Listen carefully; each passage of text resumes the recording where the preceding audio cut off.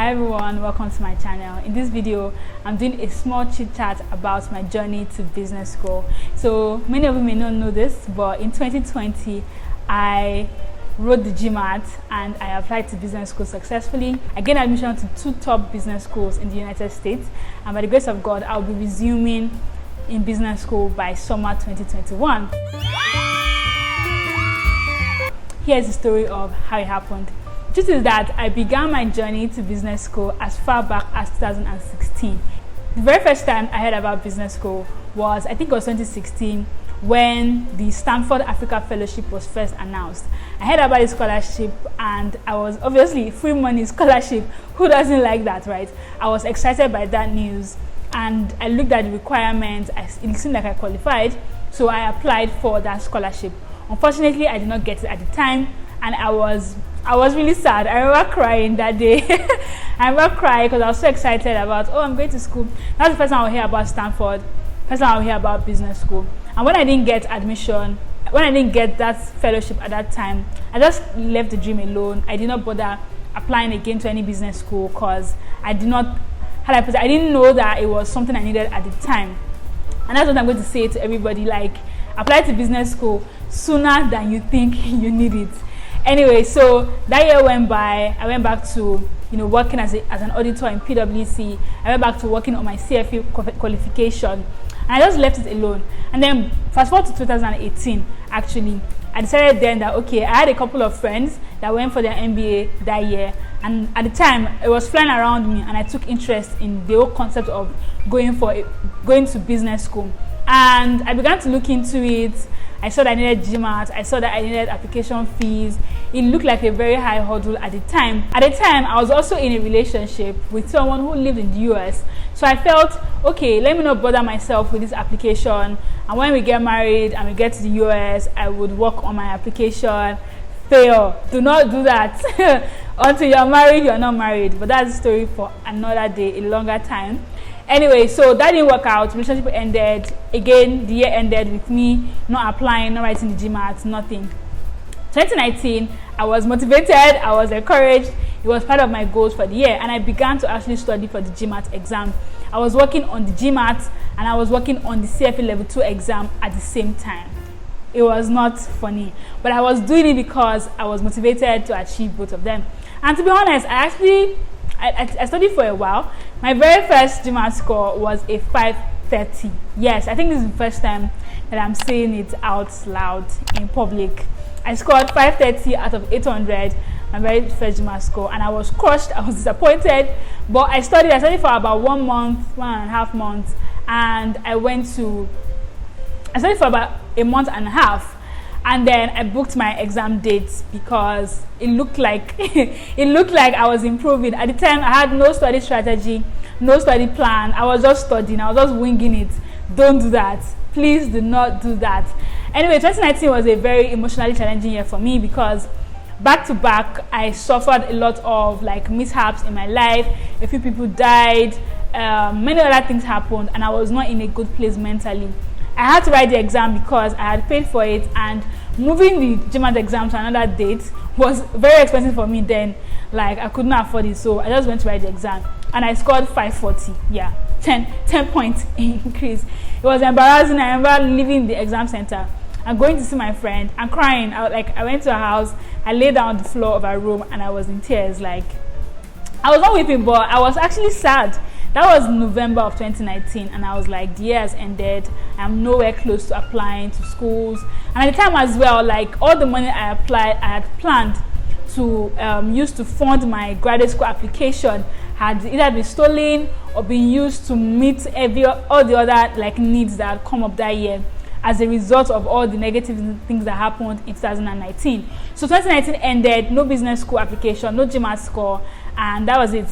2020, again, your girl was back, motivated, encouraged, and I set it as one of my goals for the year that this year I want to end 2020 with a business school admission.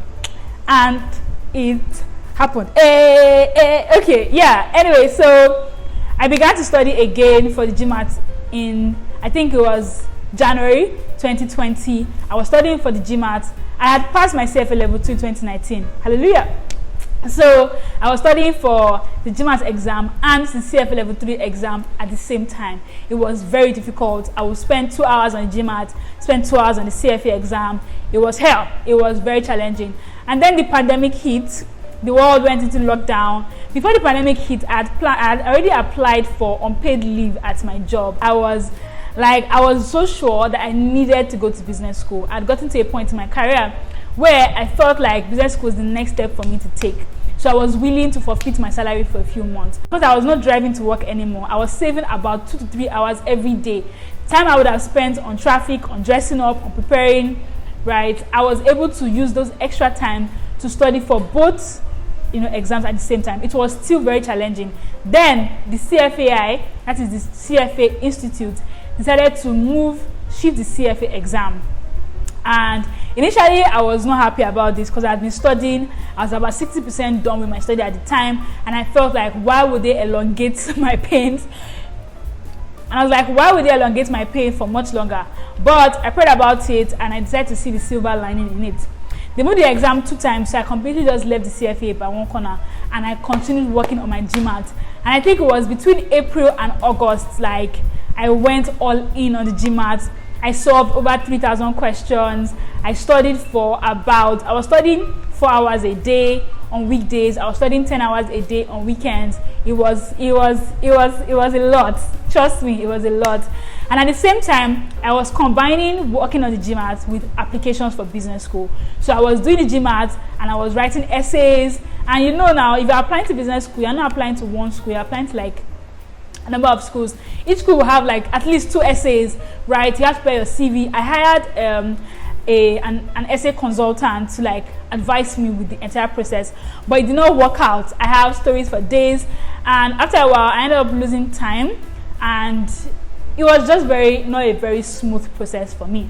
I wrote the GMAT 4 times in total. Yes, 4 times in total. Within the entire period where I was studying, I got my GMAT score to as high as 700. So I made about 170 point increase on the GMAT.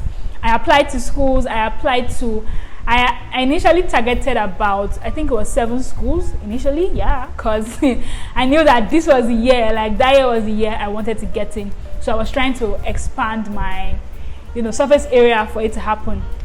But a few things happened, money as well. Applying to business school is expensive, especially if you live in a country that has a depreciating currency like Nigeria, where I live. Okay, not it's expensive, but from 2019, I had seen how not having money had stopped me from achieving my financial goals. And I talk about this in a video on my channel as well, where I spoke about how I achieved my financial goals in 2020.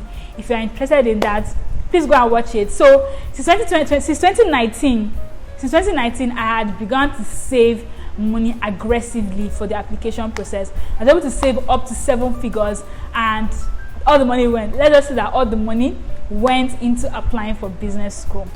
Anyway, to God be the glory, I applied in September. For most of the schools, I applied in September.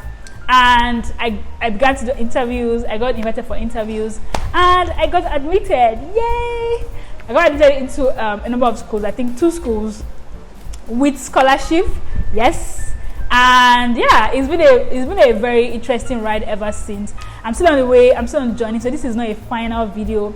I'm going to do an update on this video by the grace of God shortly, maybe in the next few months, to tell you guys what I've been doing since I got admission, till then. But in the meantime, a number of my friends have begun to work on their MBA goals. I want to just say this, if you don't have an MBA and you've been working for about 5 to 7 years, I think this is the time.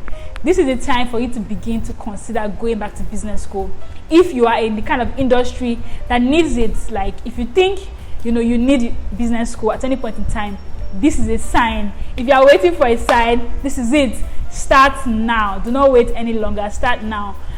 So a number of my friends have begun to, on this process. They are writing their GMAT, they are preparing to apply to schools, and I found myself in the past few weeks, actually, being on several calls with different people, talking about my GMAT experience, giving advice. So I decided that, I'm going to just make a series of videos. I'm going to call them, the first series will be called the GMAT tip series, and the second one will be called business school tips you, something like that. And I'm going to make a couple of videos, and I'm going to just go in depth into everything I learned about getting a high GMAT score, and everything I learned about getting into business school. So this is my goal for sharing this information. I'm not trying to rub it in anybody's face, but I'm just trying to share this information. So if you apply to business school and you're working on your GMAT, you may want to just press that button, that red button below, and subscribe to this channel. If you like this content, please press like just press like,